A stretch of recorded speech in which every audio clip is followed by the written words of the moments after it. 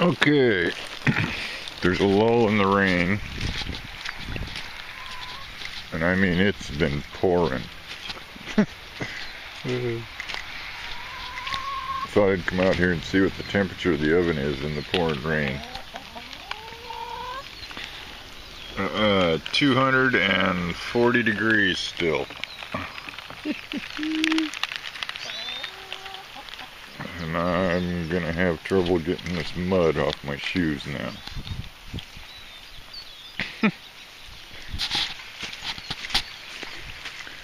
Anyway,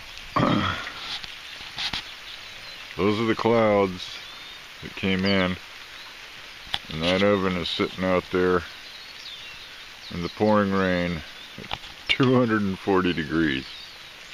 I dare any box oven to do that. That's why these are so different. And I can grab